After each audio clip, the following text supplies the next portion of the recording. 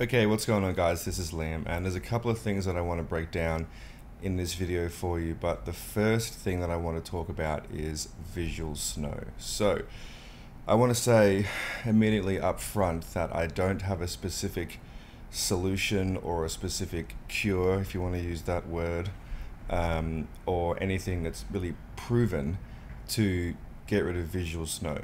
Um, However, when you look at the body and let's say you have a rash or you have tinnitus or you have knee pain or you have memory problems or so on, there really isn't anything that's people think it's a localized problem. People think tinnitus is only a problem because there's something wrong in the ear, or the knee pain is only a problem because there's something in the knee, or visual snow is only a problem because there's something in the eye.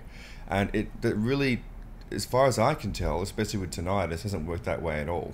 You might have a posture problem, you might have an organ problem, you might have a problem with metabolizing certain foods, you might have an allergy, you might have a stress problem, you might have a nervous system problem, which is your brain all the way down to your spine, at central, peripheral. And also, this is a segue into visual snow. Your eye is actually part of your nervous system. Not many people know this, but there is actually neuronal tissue in the back portion of your eyeball. Okay, it's very, very thin. I believe it's about the width of about 3 sheets of paper, like A4 paper, and it sits at the back of your eye. And so let's talk about that. Let's talk about visual snow. And what I'm going to do is I'm going to give you my best guess about visual snow based on people that have actually gotten results from following my advice. And yes, people have gotten results from it. I'm not aware of anyone who's completely gotten rid of it. If you have gotten rid of your visual snow completely, let me know. But I do know people that have alleviated it to such an extent that they say it no longer has an impact on their life compared to what it was. It's like if someone had 10 out of 10 tinnitus and they got it down to a 1 or something like that. And you can only hear it on your ear at night, sort of thing. You know, it really does positively affect your life. Anyway, so my absolute best guess as to what would be causing the visual snow. For those of you who don't know what a visual snow is, it's a vision impairment. It's different to floaters. What it is people see a sort of grainy quality and everything is affected. From what I've heard, some people only see it like in the sort of tunnel vision effect, and some people on the other hand see it in their peripheral vision. So it does change depending on the person and depending on, I guess, what the severity of the visual snow is and what caused it, and similar to tinnitus. So my best guess would be oxalic acid is the cause of it. So let's talk about plant toxins. And I know that I keep going on about plant toxins. And I want to remind everyone here that I've never said that carnivore is the carnivore diet, which is meat only. I've never said carnivore diet is the best way to get rid of tinnitus. Okay, you got to look at the body in the whole of the body. And also, I've never said that the carnivore diet is the only way to get rid of tinnitus. I've had vegans who've got silence and people in the middle. Okay, what I do recommend is reducing plants slowly, increasing meat, and finding that sweet spot. Okay, I still eat plants sometimes, rarely, but I do because there is some benefit. That's a different video. Oxalic acid, otherwise known as oxalate, is a plant toxin that exists in a huge variety of plants, and there's only a couple of plants that don't have it. One prime example of a plant that is very rich in oxalic acid is spinach. So let me tell you what oxalic acid does. Oxalic acid binds with calcium, and the reason I chose spinach is because spinach is very ripe, if you want to call that, with calcium. It has a huge amount of calcium. When you digest spinach, you chew on it, you swallow it, you break it down in your stomach. Oxalic acid does something very sneaky and very dangerous, okay, for the long term and short term. What it does is oxalic acid binds with the calcium molecules that you've consumed with the spinach, or maybe pre-existing you've had from a different meal, or even from your blood supply, doesn't matter.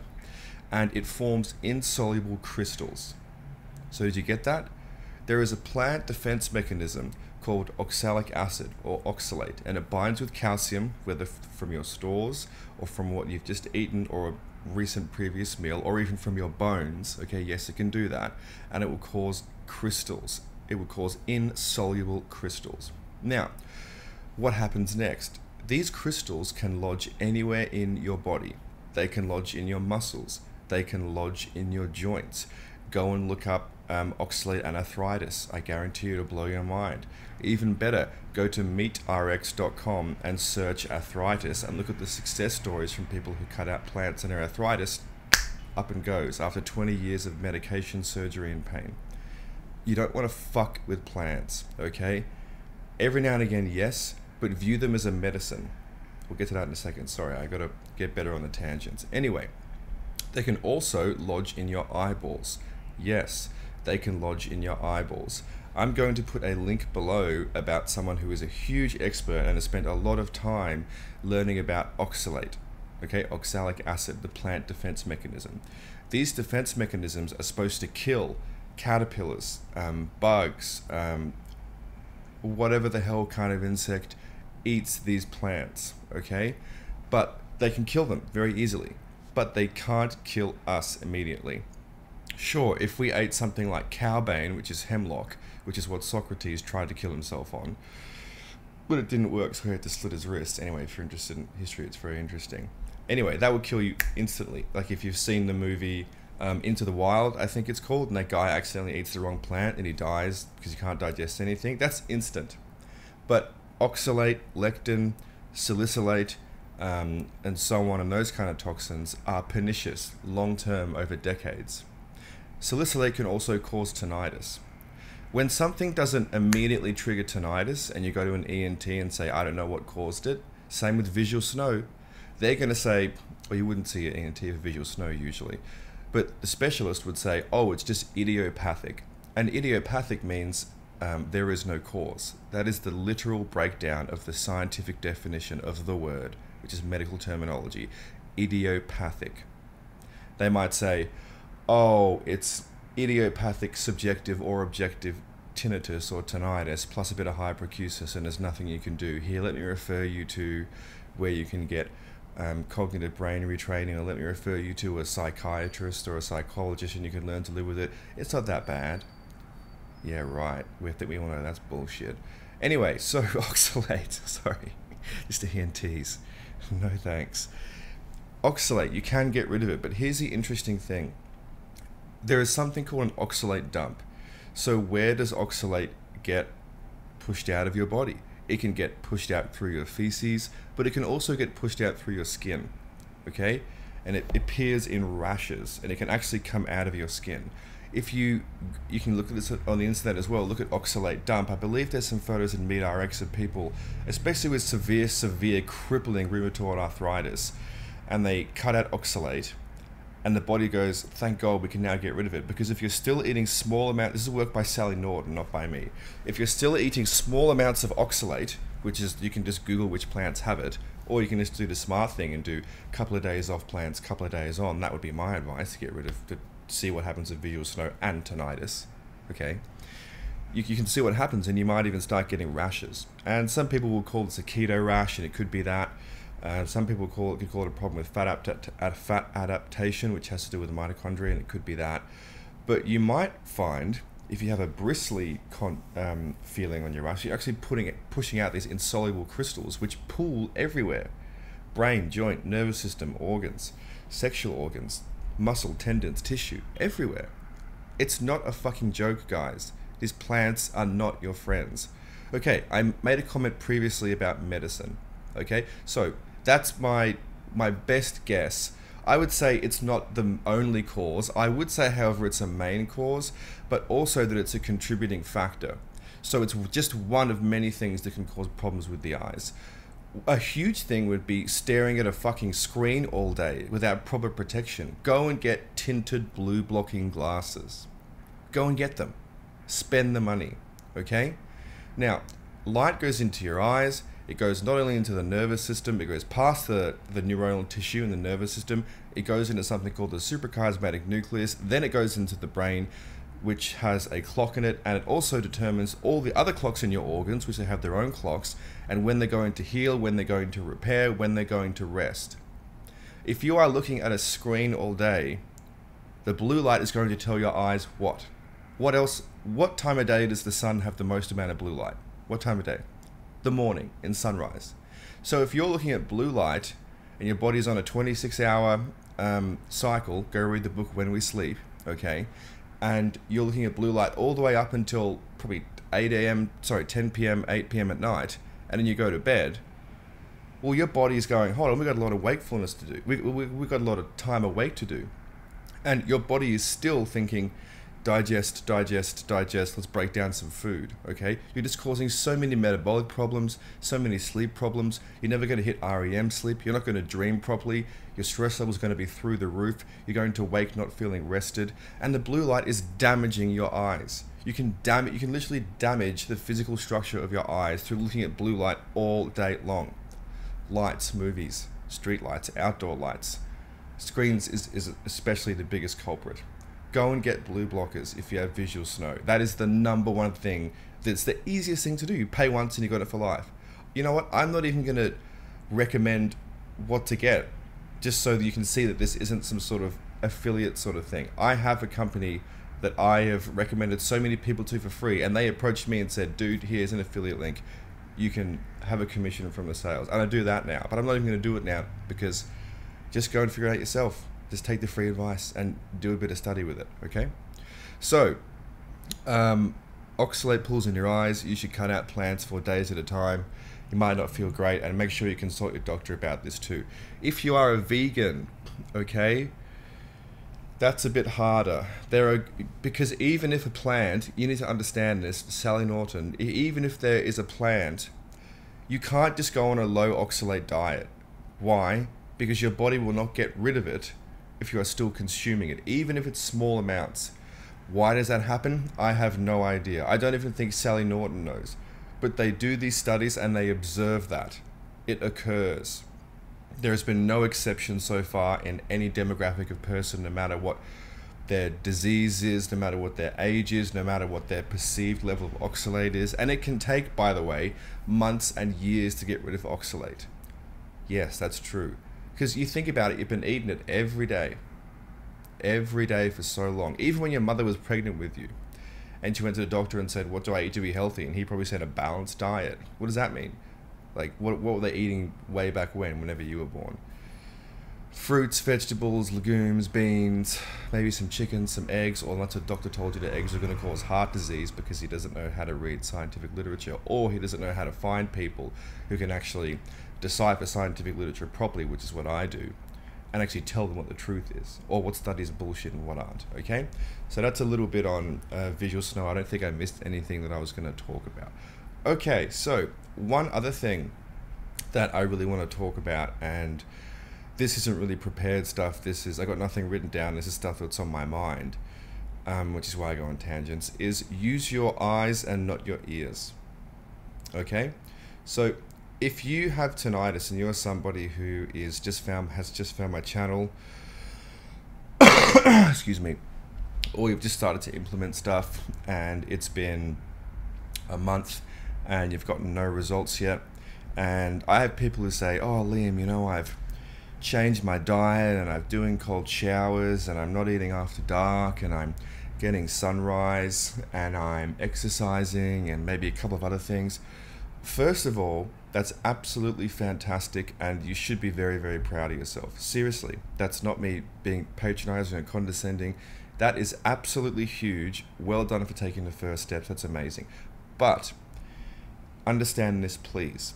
First thing is, you need to take it very slow. Second thing is, you need to analyze where spikes are coming from, okay? So look at this. This is what I'm making for my current people in my course. It's a page on understanding spikes and if you should keep doing what you're doing. You need to implement one thing at a time to see what's working, what isn't working, and you need to give it enough time to see if it gave you a spike, is it temporary or long term. Having a spike isn't always a hugely bad thing. However, there are some obvious exceptions. If you get fired and you get stressed and you get a spike, well, that's obviously not a good thing. However, if you start to change your diet and you reduce things like plants and you stop eating so many grains and you bring a bit more meat into your diet and you start getting a spike, that's not a bad thing, okay? It might mean that you need to slow down the changes, but it's not necessarily a bad thing. But check this photo again. You can pause the video, take a screenshot, I don't care, whatever, send it to your mum, I don't care, and understand what I'm trying to say there. Okay, so the next thing is it takes a lifetime to earn tinnitus, okay? It takes a lifetime to earn tinnitus. You don't just get it. You don't just get tinnitus, okay? You earn it through your habits. You earn it through your ability to your ability to have will. That's not the word I'm looking for, but your capacity for willpower. That's what I'm trying to say. Exert. No, your willpower. Okay, your ability to do things persistently and consistently.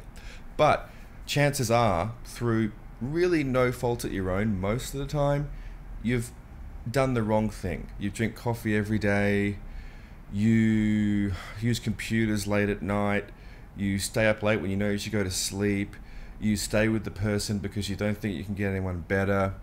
You stretch yourself out by poor spending habits. There's something that you've wanted to pursue in your whole life, but you're too scared to do it. You make excuses for poor choices in your life. Okay? One thing is finances. Maybe you are happy to spend $500 on a jacket, but you won't spend $300 on, let's say, a meditation course, or let's say you won't spend $1,000 on some, I don't know, proper supplements, or you won't remove money from smoking and spend it on high quality food instead. You see what I'm saying here? Like, you'll buy a PlayStation 5, which is whatever, everyone does their own thing, I guess. You're holding a wireless microwave, well done, and you will buy that and stare at a screen for 12 hours a day, but you won't spend money on grass-fed, grass-finished beef from around the corner, which has been slaughtered yesterday, so it's low in histamine, which is incredibly healthy, and cook it in animal fat and eat it outside and then meditate for 10 minutes after, and just take 20 minutes out of your day doing that. You see what I'm saying there? Instant gratification, long-term gratification. So don't expect to get results in a month. That was the point of the story. Don't expect to get really anything in a month or even 2 months. I have people who follow my course for 7 months, and these people are generally older, okay? They're generally 60, 70 years old. They follow my course for 7 months and they get no results, not even a fluctuation. And then all of a sudden, goes down. They keep doing what they're doing, and then it's gone, okay? Persistency and consistency. And look at your past. Don't judge it. What's the point of getting angry at yourself? It's already happened. But you need to be honest with yourself at what you've done to yourself. If you have a history of alcoholism, if you have a history of drug abuse, illicit drugs, marijuana, ecstasy, cocaine, whatever, Xanax, or prescription pills, codeine, OxyContin, amitriptyline, maybe a drug that falls under the class of benzodiazepines, maybe even antibiotics for a long time, anything like that. Maybe you have been vegan for a long time. You still want to do that for spiritual reasons, that's fine, but it's just, especially in that case, you really need to understand that it's going to take a, heart of steel, big balls to keep going away and having faith, because that's going to take a lot longer. Because remember what I said about oxalate. There are some plants that are generally pretty much oxalate free, but pretty much is not good enough. You understand what I'm saying there? And you can't just fast and say, oh, well, normally people who are omnivorous will have like 4 days of meat and then bring plants back and they can get rid of oxalates that way. So I'll fast instead of meat. Well, you're vegan. It's not the safest thing you could do, because you're already probably low in a lot of things. Because, for example, there's so much bullshit about plants because they're cheap and the markup is high. For example, antioxidants. Go look at the website, I think it's called Diet Diagnosis or Diagnosis Diet by Georgia Eade, and she's a psychiatrist. She knows what she's talking about. She's been a psychiatrist for over 15 years or something, and her phrase, it's so good, her quote on her website is, don't tell me about, she's a psychiatrist, remember, sits people down, talks to them, gives them drugs, or she used to give them drugs. Don't tell me about your mother, tell me what you had for breakfast. How fascinating is that? And you know what she says her #1 prescription now is for mood and happiness? Animal fat. And if you look at the history of humans and where we're going now and how humans are eating less meat and they're less happy, it's so obvious. It's so obvious, okay? So take things slowly. Consider what I said about visual snow. Don't expect anything in a couple of weeks. And if you're scrambling and going, I've got to do it now, I've got to do this, you calm down.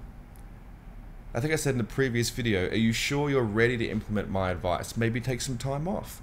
Maybe go spend your money on a therapist before you spend it on my course. That's fine. I could care less. I could care less. Go spend it on a therapist. Go book a consultation with Georgia Eade. Georgia Eade does online consultations. She is amazing.